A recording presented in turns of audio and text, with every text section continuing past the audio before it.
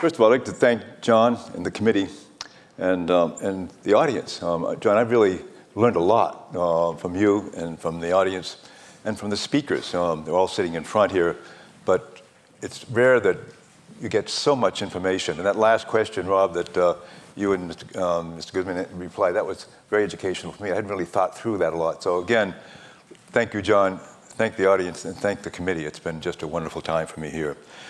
I'd like to focus on basically 5 things. One of the topics is water, but as we get in, I'd like to look at, as we go through, how do we do, both in the United States and a little bit, of course, more overseas, more experts here than overseas, a healthy, sustainable food system in the future by 2020. A lot of the speakers in front here have talked about 2050. I'd like to talk about the time we're going to be back here for the 37th Camden, and I hope to be here for that. And maybe talk again about politics, food, and agriculture in 10 years, a little more than 10 years from now, to look at some of these key issues. We talked a lot about the water supply, and I learned a lot from the speakers on water. Fair food, so these are fair food, sustainable food, healthy food, and affordable food. Food grown, picked, and processed by workers with livable wages. Not just harvesting, but processing, transporting, and who in the kitchen is washing your dishes. Fair food. Sustainable food. We've had a wonderful time talking with a lot of the speakers today and yesterday on food grown that protects our water, soil. Fred, you've done a wonderful job on the soil and air. Sustainably food. Healthy food. And then Rob mentioned with his last slide on diet, food that won't make you sick and die. And then affordable food that's accessible and available, in this case, to all Americans and some overseas. But before I start, I'd like a little story. John said I've been around a long time, and my first trip to Maine was with my dad. My father was the president of the Boston Market Gardens Association, 4th generation farmer of German extraction, so we focused on Northern European crops, on carrots. My dad was a big carrot grower, and he was also a parsnip grower, so root crops. And back in 1970, we heard about someone in Maine named Coleman, and I was talking to my dad. I said, this fellow is growing carrots in the middle of winter. We grew carrots in the middle of summer. So Dad and I said, well, let's go up and check this fellow out. So 43 years ago, we drove up to Elliot's farm and looked at his operation where he was growing these carrots and vegetables under plastic. 43 years later, Kathleen, there are 10,000 Elliot Colemans growing carrots, vegetables, in winter markets under plastic. So Kathleen helped start that in USDA. But Maine technology, John, has expanded nationally and even worldwide. So again, we have a little bit of talk later on about technology, but Elliot's probably not listening in, but my dad really enjoyed it. And what was interesting is I kind of looked at how he was doing on these carrots under plastic, but Elliot wanted to know how my dad grew parsnips. And so he spent half an hour, because parsnips are a long gestation getting in the seed. You have fall dug, then you have spring dug, then you dig them up in the fall and put them in the root storage. So Elliot was really keen. He couldn't grow parsnips up, but he wanted to know my dad how to grow parsnips. So we exchanged technologies a little bit 43 years ago. I'll go through this fairly quickly. I'm going to just focus on this slide on 2 to 10, and I'm going to come back to this slide. 2 to 10 is what 650 million new worldwide population in the middle, on the emerging markets, are going to increase their income. And what are the impact on this country, and what is the impact on their countries? One of the things we haven't really talked too much, a little bit about, is price volatility. And you see that's pretty steady. And then look at, since 2008, Rob, that you talked a little bit about, the volatility, and most people think that's going to continue. Why? Because Fred and some of the speakers, there are no stocks. It's just-in-time delivery. So that you have, and I'll come back to this towards the end, Rob mentioned food as a weapon. Come back to that. Price volatility, countries when there's a little bit of crisis, no stocks, boom, Russia stops, Ukraine stops, wheat, I think it was Thailand, Rob, that stopped rice for a period in 1998. And we had our own embargo on soybeans some decades ago. So I want to come back to that because WTO has not been very effective, John, in dealing with export bans. They're doing a bit of work on access, but not much when things get a little tough. See how I get my little green. I'm trying to figure this out. Whenever we green the volatility side here as well. And then there was a lot of discussion on, again, going from $2 a day in income to $10 a day. I'll just quickly go through this, then we'll come back to that slide. If you look at the third line, this is the 650 million people by 2025, about 10 years from now, a little more than 10 years from now, that will be in the $2 to $10 range. And what do they buy? They improve their diets, much more meat. They buy a cell phone, and they become diabetic.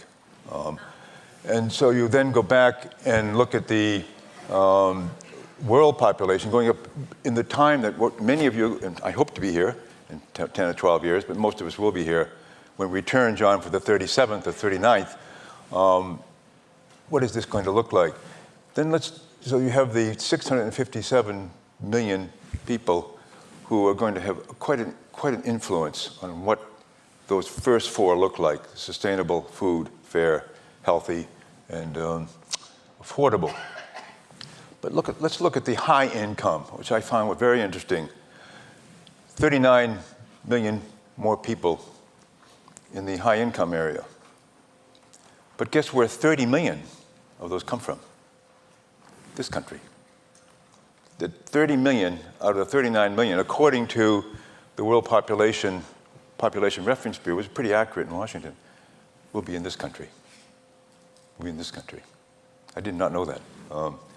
So then you go back and look at then in 2020, 2025, again, when we'll all be back here, megacities, how to provision the megacities with food. It looks like by 19, 20, 25, 2030, 5 billion of the 8 billion, not 9 billion, 8 billion population will be living in megacities. What are they going to eat? How are they going to be supplied? What are they going to spend their $10 on? And how fat are they going to be? So let me then go into some of the implications on this country on re-regionalization. And that's why I was so interested, John, in looking at some of the work that's going on in Maine, because you do have a lot of land up here. How will Maine benefit from the re-regionalization of the American food system, particularly on fruits and vegetables, especially on vegetables? And also the impact on diet. As Rob said, we are increasingly a chubby nation. And what are the costs, especially the young people sitting on top, and my colleague from the College of the Atlantic, who I met last night, yesterday afternoon. What is the impact on your food system as this country expands? Let me go back to this bit of slide on water, because that's one of the themes of this conference, is water. And look at the South Asia and Asia when there's water and then relationship to undernourishment.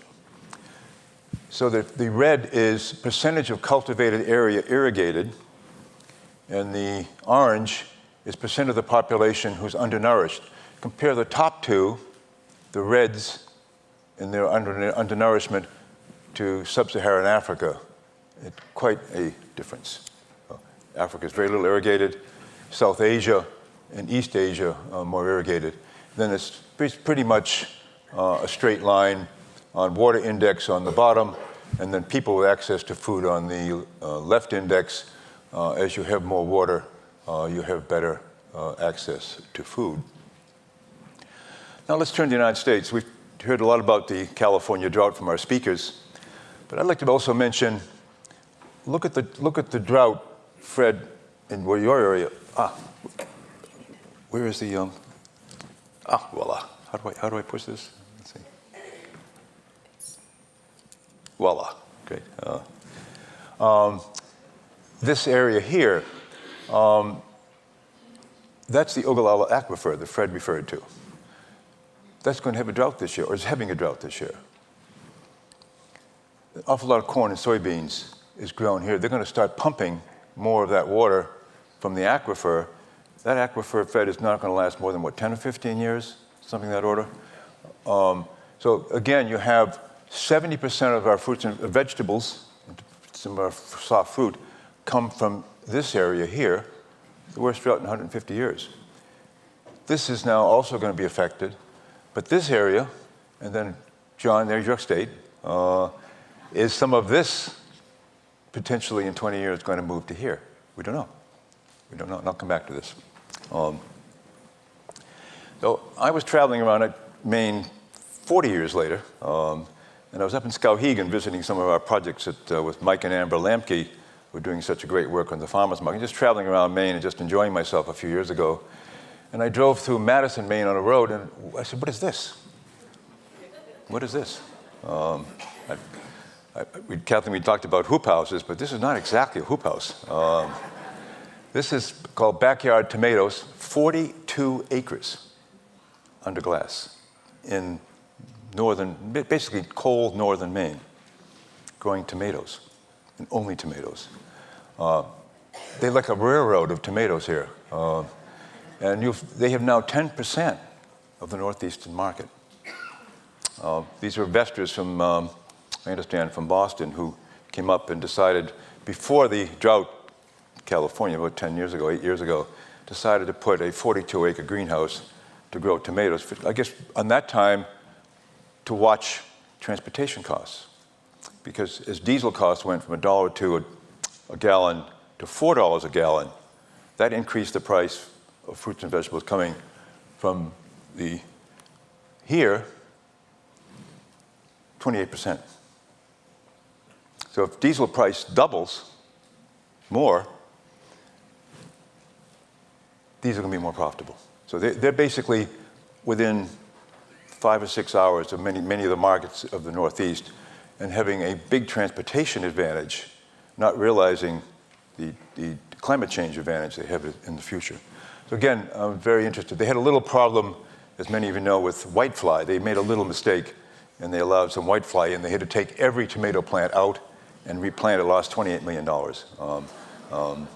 A little bit of a hit to our investors in Boston, but since they're probably part of a hedge fund, they didn't mind and got a tax break.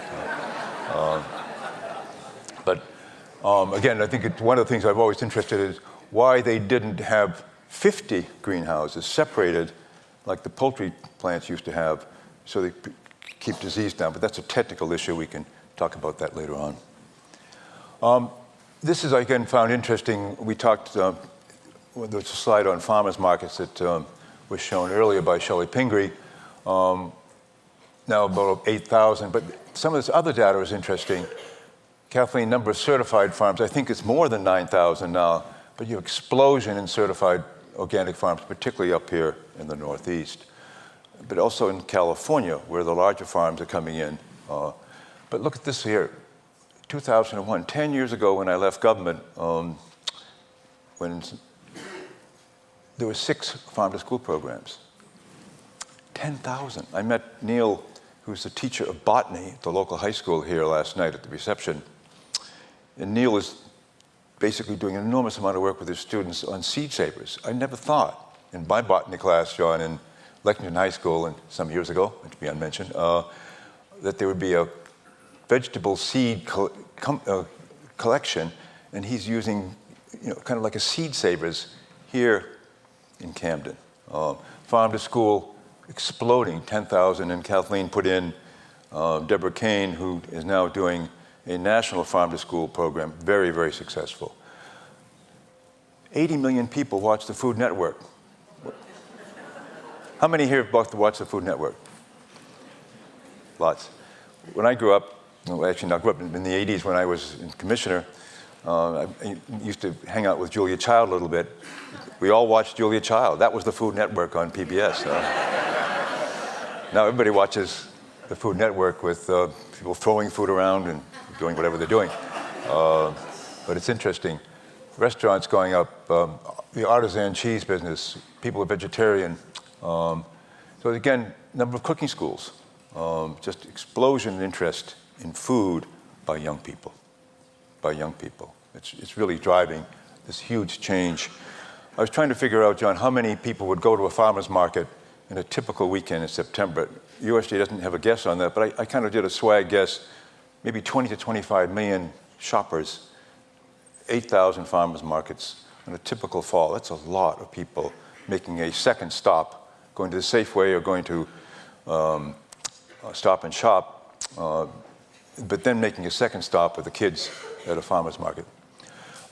Shelley showed this, but this is back right after the war, went down in '76, but then look at the explosion here, just extraordinary. Now, this is probably going to level off, but there could be, when we return here in the 37th Camden, 10,000 farmers markets with 30 million people. We don't know. Coming back to compare this slide to the slide of backyard tomatoes, this is the new American farmer. These farmers were not like Elliott Coleman and Helen and Nearing, who came in the late 60s and 70s, and the 300, 400 people who come in, John, to your state from Bowdoin, Bates, NYU, and maybe MIT and Harvard, who knows, to farm here in Maine. These are people from Cambodia, from Somalia, who are settling in Maine and growing vegetables that my father and I have no idea what they were. I don't think Elliott Coleman knows what they are. But they're African vegetables, they're Asian vegetables. They're changing the palate as our country diversifies with this population. It's also diversifying the product line. Just quite remarkable to see. These are all sold in the Portland Farmers Market. And here is WIC, Eat More Fruits and Vegetables. So she is selling, this is a Somali picture here with a lot of goat meat, and she's selling to a new immigrant and refugee farmer collective here in Maine. Then let me return to the theme of fair food, healthy food, sustainable food, and affordable food. These are farm workers in California, 300,000 undocumented. They're going to be unemployed this summer. They're not eligible for food stamps. They can't go back. Who's going to feed this husband and wife when they can't work because there's 300,000 acres that are not going to be planted because of the drought? Again, coming back to Maine, you're doing a great work in sustainable agriculture, as Congressman Pingree. You have moo milk, you have sustainably harvested fish. You're really developing a whole system of sustainable agriculture in Maine. And with water, it's going to be very interesting in 10 years when we return. I want to take just a second here on this slide, going back internationally to obesity, which Rob and others have talked about. This is 35% obese. This is not BMI. This is over 35% of the population is obese. America, the Saudi Arabia, the Gulf states, looks like Egypt, enormous obesity. And the costs I'll come to in a minute. But then look at this. This is 2012 WHO, Margaret Chan's data, 5%. Asia, now it's changing, but the Asian and Japan, but then look at here. What's that country? Italy. Why is Italy blue and we're red? Why is England beginning to become red, as Rob said? So again, the costs as we go to $2 and $10 in per capita income, what's going to happen here? And then what's going to begin to happen as these countries go from $2 to $10, how is this going to change in the global cost of obesity? Let's bring this back to Maine. And the young people up here that we talked to last night, 10 years from now, just look at this here. An estimated preview of the medical cost of obesity in current Maine residents here today. You under 20 years of age, medical costs of kids in Maine could reach $1.2 billion over the next 20 years. $1.2 billion. obesity. I love this slide. This is McDonald's. There are a lot more McDonald's, it looks like, Kathleen, than farmers markets. But it's an interesting slide because look at here. This is the main Hispanic area in California, in Central Valley. Look at the number of McDonald's in this area. Of course, then up and down the East Coast. Then I was always intrigued. I once went to Fort Kent in Presque Isle with Congressman Baldacci to testify, and there wasn't any, I don't know, there's only 4 or 5 McDonald's. Maybe there's more now, but are there people in Presque Isle and Fort Kent thinner than people down in Portland and down? So, but that's an indication of our fast food. This is just McDonald's, not Wendy's. This is not the fast food distribution. And then let's go to the policies, and as we begin to conclude, I found someone told me this data the other day. It was documented that, and you've seen it on the media yourself, in sports, children's, 5,500 junk food media impressions for children a year, and only 100 healthy food impressions. So your children, your grandchildren are seeing an enormous amount of advertising for junk food, for McDonald's, for fast food, for Wendy's, for pocket food and others each year. Then let's look at the Farm Bill. We talked a little bit about that, and Congressman Pingree talked, but this is the new Farm Bill that just was passed and signed. Nutrition. 80%, $80 billion a year, 47 million Americans just on food stamps in the Farm Bill. That'll be $704 billion over the next 10 years. What's in this category? We've talked about this a little bit, but this is what I wanted to conclude on. We've talked a little bit about the farmers market nutrition, some of these. This is pencil dust. And even though Senator Stabenow and Shelley Pingree and others did some remarkable work, which I'll come to in a minute, this is you can buy anything with food stamps except alcohol and tobacco. John, how did that happen? Well, I went back and did some research. On the day I was born, surprisingly, I was quite stunned to this. The day I was born, December 4th, 39, Milo Perkins in the USDA did the first food stamp program. And they were blue stamps and orange stamps. And orange stamps were fresh vegetables on surplus.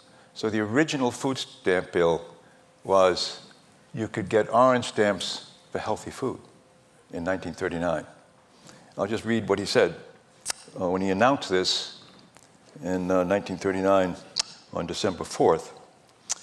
He said, "The food stamp plan that we're announcing today is to improve farmer income as well as public health." So Milo Perkins, on December 4th, 1939, talked about improving farmer income and public health. Improving farmer income and public health. Then what happened in the Great Society when Lyndon Johnson made the food stamp program national. On August 11th, 1964, from the Congressional Record, they amended in the House the bill to exclude, and I'm quoting from the Congressional Record, soft drinks, luxury foods, and luxury frozen foods in the food stamp program that is now here. Senator Paul Douglas, when it came to the Senate, they amended the bill to delete that part of the food stamp bill. He was very grouchy. And he went onto the floor of the Senate because the bill then was any food, which is today, any food in 80 billion, 704 billion over the next 10 years, except tobacco and alcohol. So Paul Douglas on the floor said, quote, "Soft drinks have no nutritional value, none at all. Actually, they are bad for the kids rather than good for them." He lost that amendment. So we now have this here in our nutritional policy. So what Congressman talked about is how do you increase at the margin a little bit, and she talked about some of the work to increase. This is a EBT card, and you go to a farmer's market, many of them in Maine and now 400 around the country, and with the new Congress there'll be many more of these. Half the farmers markets now have EBT machines, and with Senator Stabenow, they will be doubling that, but it's small. It's $100 million over 5 years, but it's a start. So that hopefully in 5 years' time, by 2016, 2017, most of the farmers markets, CSAs, and maybe some of the supermarkets will start to have incentives to go back to what Milo Perkins wanted on December 4th, 1939, and that is this program. So I'll conclude with this. This is the cost. I won't go into this. We've discussed this before, of the cost of diabetes. And then I'll end with this one. And this is a second program we're looking at, because what I wanted to really conclude with is what can the hospitals do? What can the doctors do? What is the role of the medical fraternity as we move from, with the Affordable Health Care Act, ensuring more of the uninsured so they can get treatment? How can hospitals train their doctors to prescribe not just metformin for diabetes or Lipitor for cholesterol, but a vegetable prescription? I don't know if there's any doctors here, but if a patient comes in with pneumonia, you will prescribe a Z-Pack of intensive penicillin. Well, what some of the doctors now are doing, and we're working this with about 8 hospitals, including Mike Lamke up in Skowhegan, is they will prescribe a V-Pack of intensive fruit and vegetables. And that is, and the idea is that you give this is the prescription that they're handing out at about 8 hospitals and farmers markets. So you get $1 a day per family member over 20 weeks. If you have 5 members of the family, you're getting $40 per week with a V-Pack to go to a vegetable prescription. So the result here is the end. It's not going to be registered, John, in the New England Journal of Medicine yet, but the data is positive. We have about 37% of decreased body mass index, some behavior change. 53% of the families are going 8 times or more because it's free. There's also a lot of nutrition. So we're trying to look at doctors aren't trained in nutrition, but again, when we return back here in 10 years, will more of the doctors prescribe fruits and vegetables to have this kind of an impact? And will that money go, as Milo Perkins said, to improve farmer income? This is the New American Farmer. I met it down in Arkansas. Again, coming back, there'll be 100,000 farmers like this in Hispanic. Well, let me then end this discussion. By 2020, a healthy food system, as I mentioned earlier. By 2020, will all Americans on food stamps in schools have access to fair, affordable, sustainable, and healthy food? Will the 100 million that Shelley Pingree and Debbie Stabenow put into the Farm Bill by 2016 or 2020 be 1 billion, so that they will all food stamp people get access, as Milo Perkins did in December 4th, 1939. By 2020, will doctors be trained to prescribe a V-Pack of intensive fruit and vegetables for all families with BMIs over 32 or with diabetes type 2? By 2020, will doctors be trained to give as much attention to wellness, prevention, and nutrition as they do now to treatment, moving from prescribing for treating sickness to promoting health? And by 2020, will 100,000 fruit and vegetable farmers selling at farmers markets, will they become pharmacies, filling the prescriptions of American doctors for millions of families with prediabetes or BMIs over 32 at 10,000 farmers markets? And will 2020, Rob, will food no longer be a weapon? Thank you very, very much.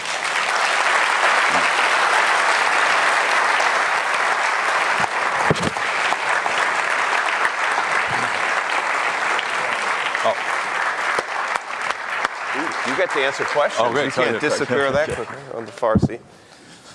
I thought I could get out of answering. No, not so easy. Get robbed down here.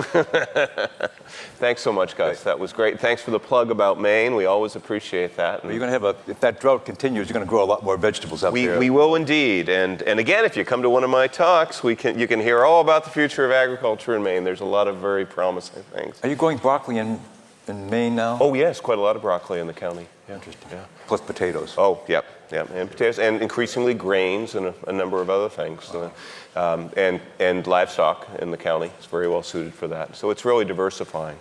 So let's see what questions we have out there. Looks like right here to number 1.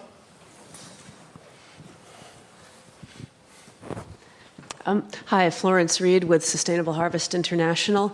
I wondered if you could say what possibility you think there might be of providing people having trouble meeting their nutritional needs, not just with assistance getting better food from farmers markets and such, but of actually growing more of their own food themselves, particularly people living in poverty in rural areas. Well, I think very briefly, I think what the Farm to School program, as I said earlier, that is booming not just in urban areas, but particularly in rural areas. Occasionally, I live in the summertime on Cape Cod, and all those schools, Cape Cod is actually quite rural, are putting in all kinds of Farm to School programs in a very poor area, the Truro, and even on Martha's Vineyard, which you think is pretty rich, but it's actually pretty poor. What the schools have done is reorganized all the school kitchens in all the elementary and high school, scratch cooking, and then USDA provides a little bit of money for the women who cook in the wintertime. They're now cooking in the summertime, buying food from local farmers when it's a little bit in surplus, and freezing it and canning it, so that local food is going into the school system to make kids healthy. So there's a lot of work that's going on, and of course a lot of community gardens are going on. We're not yet back in 1943, when 40% of our vegetables were produced by people because of the war. But gardening is coming back, especially in urban areas as well. The mayors are getting very interested because they're a little bit worried about the California drought. So again, if I was back in Maine, if I was growing in Maine, I'd grow carrots this year. It's going to be a high price for carrots. There's the tip for the in the back, Mike 2. Hi, I work for Healthy Acadia in Hancock County, and I just wanted to ask what you think the future of educating people around the use of vegetables and fruits how that can play a role in bettering our overall nutritional situation. Yes, again, I think that's why I think the Food Network, I was again commenting a little earlier about 80 people watching. Will the people who watch the Food Network, younger people are getting more interested in new ways of cooking, some of the new varieties of food. I think Kathleen mentioned quinoa, or I think someone mentioned quinoa. I got to pronounce this. Who knew what this was? I can't even pronounce it. But some of the new Cambodian and Hmong farmers I used to work with, or still work with, are educating me on pea tips and pumpkin tips. These are products that we never heard of, but they're tasty, and they're educating us at the markets. That's why the farmers markets, I think, Fred, is so important, because it's a place where people meet, the farmers are giving recipes, and so there's a lot of education going on when there's direct consumer, plus then the farm to school. So I'm modestly optimistic that there's going to be a lot more interest, particularly in fruit and vegetable preparation, as the My Plate, the USDA changes. So we shall see. Great. Up to the balcony in Mike 3. Bill Jones, a blueberry grower from Hope. I want to get you to expand on what you've said on preventive health. $2 a day to $10 a day, increasing obesity, diabetes. You said some things of what can be done in the US, but back to a long time ago when we were at the World Bank and did our first investment in health course. The first thing that popped out at you was what you just said, that prevention is a much better investment than cure. And You've said some of the things that could be done in the U.S. to push people to push the medical system to put more resources into prevention. If you want to expand on that, fine, you've already said something, but what about the rest of the world? Is there any way of pushing that course that we developed actually at the World Bank died? There wasn't enough interest, we couldn't get doctors involved. Let's let him answer. You've asked some good questions. Let's let him get in here. Well, I think I'll come back to the United States system in a minute, but internationally, there's a woman at WHO named Margaret Chan.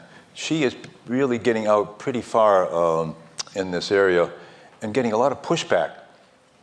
And guess where the pushback is coming? She made a statement a few months ago that obesity needs to be treated in developing countries as tobacco is being treated.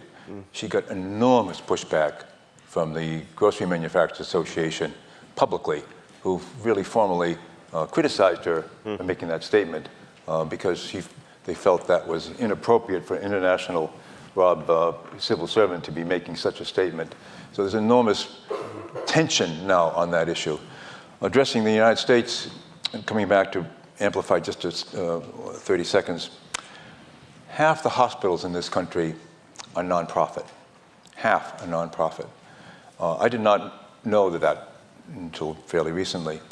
And I did not know that the nonprofit hospitals, to maintain their tax-free status, have to report just like a foundation does. They have to report a 990H to the IRS every year, showing what they're doing for treatment and wellness called community benefit.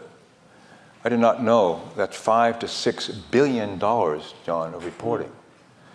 So the IRS has pending regulations to indicate to those hospitals, as the Affordable Health Care Act kicks in, do more for wellness and prevention. They don't know how to do it. So what would happen in that regulation, if that regulation, when it comes out, were to say to the 2,000 nonprofit hospitals that report $5 to $6 billion, put $1 billion in to train your doctors in nutrition and provide veggie prescriptions. Great. So let's see what happens. We'll keep our fingers crossed. In the back here, mic 1. Would you speak to the effect of the sugar lobby and high fructose corn syrup on our diet here in the States? Well, Mr. Bloomberg in New York has taken that on, not very successfully. And you come back to August 11th, 1964, when Senator Douglas lost that battle as well. So that battle has been continuing for half a century. So you can see that the sugar lobby and the sugary drinks industry is still quite powerful. So we'll have to see how that all plays out. What's so interesting, though, in answer to that question, what's happened in Mexico? If you follow that, they now have an 8 peso tax on sugary drinks. 8 peso tax. In some places in California tried to put a tax on sugary drinks. We'll see. Mr. Bloomberg put $10 million, the Bloomberg Foundation, into lobbying, into advocating in Mexico and supporting that. The Grocery Manufacturers Association was very grouchy about that.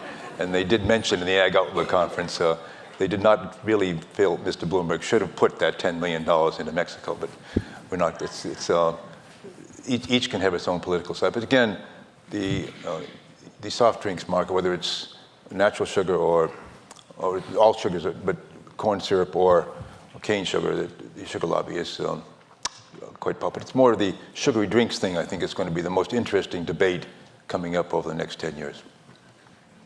We're going to stop there. We just running out of time, sadly, but Gus will be around for the final panel and around during the break, and that's our next activity. Break, and you need to be back here at 11 o'clock. Let's thank Gus. It was super. Thank you so much.